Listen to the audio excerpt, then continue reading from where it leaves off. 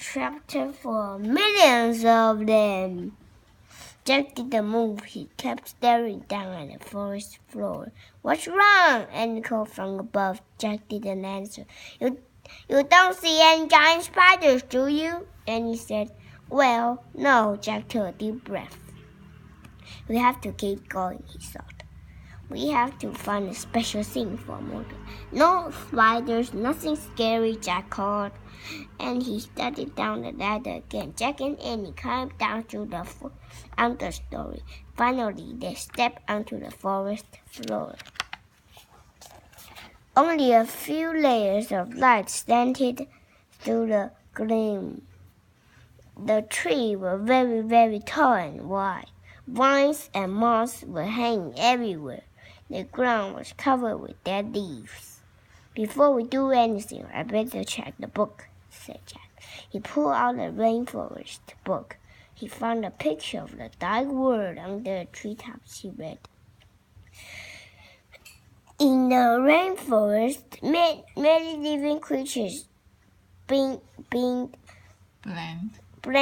in with their surroundings. This is called camouflage. "Oh, man," said Jack. He closed the book and looked around. "There are tons of creatures down here. We just can't see them." "Really?" whispered Annie. She and Jack peered around at the quiet forest. Jack felt unseen eyes watching him and them. "Let's hurry and find a special thing," whispered Annie. "How will we know when we find it?" Jack said. "I think we'll just know," said Annie. She headed off through the gloom. Jack followed. They crept between the huge trees and past hanging vines. Annie stopped. "Wait, what's that?" "What's what?" "Listen, that weird sound." Jack listened. He heard a crackling sound. It sounded like a person walking over leaves. Jack looked around. He didn't see anyone. But the sound got louder. Was it an animal, a giant bird, one that had never been named?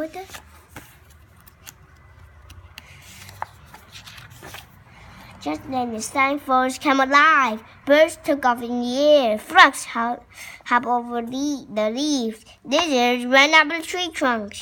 The weird noise grew louder and louder. "Maybe the book explains it," said Jack.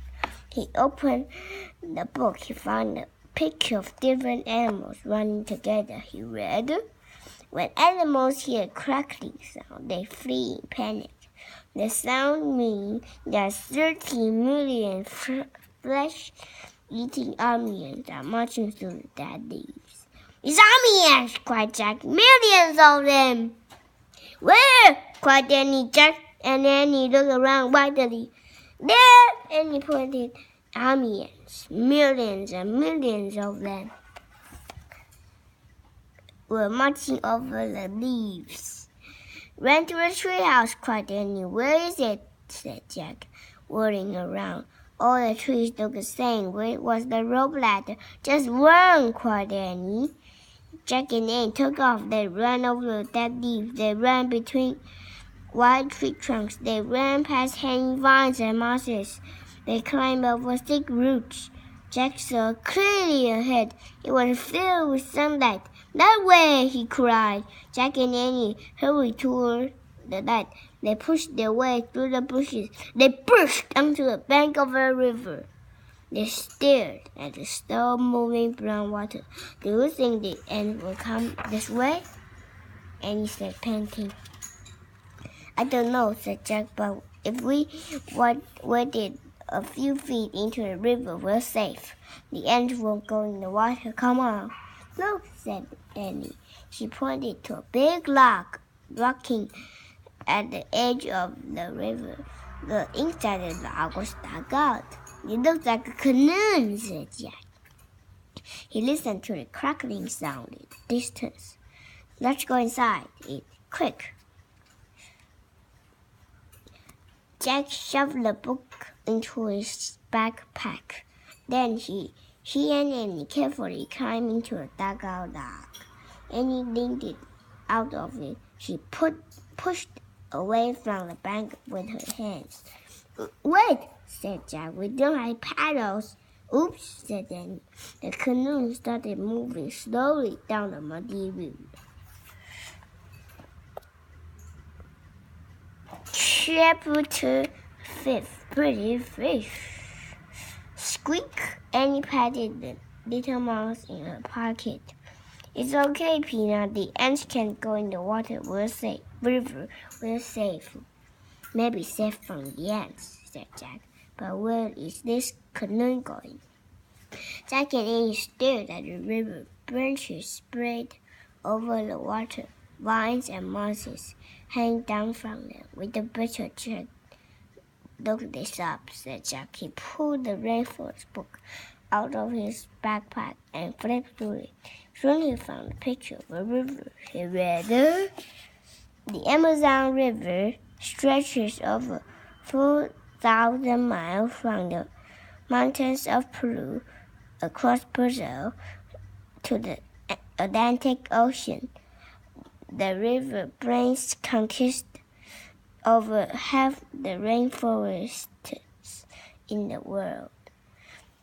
Jack looked at Annie. "We're on the Amazon River," he said. "It's more than 4,000 miles long." "Wow," Annie whispered. She looked at the river. She threw her hands through the "Wow," Annie whispered. She looked at the river. She threw her hand through the water. "I have to make some notes," Jack said. He pulled his notebook out of his pack. He wrote, "The Amazon rainforest is—" "Jack, look at those pretty fish with the teeth," said Annie. "What?" Jack glanced up from his writing. Annie was pointing at some blue fish swimming near the boat. The fish had red bellies and razor-sharp teeth. "Watch it!" cried Jack. "Those aren't pretty fish. They're piranhas. They will eat anything, even people." "Yikes!" whispered Annie. "We better get on shore," said Jack, putting his book in his backpack. "How?" said Annie. "We can't go in the water now, and we don't have any paddles." He tried to stay calm. "We need a plane," he said. Jack stared at the river. The canoe was still soon float under some vines. "I'll grab a vine," said Jack, "and pull us to shore." "Good idea," said Annie. As they glided under the branches, Jack stood up. The canoe rocked. He nearly fell out. "Balance the canoe," said Jack. Annie leaned to one side. Jack reached it. He missed. The canoe flew under more branches. Jack reached for another thick vine. He grabbed it. It was cold and scary. It wiggled and jerked. "Ah!" Jack screamed and fell back into the canoe. The vine was alive. It was a long green snake. The snake fell from a tree. It splashed into the water and swam away. "Oh, man," said Jack. He and Annie stared in horror at each other. "What now?" said Annie, making a face. "Well," Jack looked at the river. There were no vines up ahead, but there was a big branch floating on the water. "Grab that branch near you," said Jack. "Maybe we can use it for a paddle." The canoe flew closer to the branch. Annie reached for it.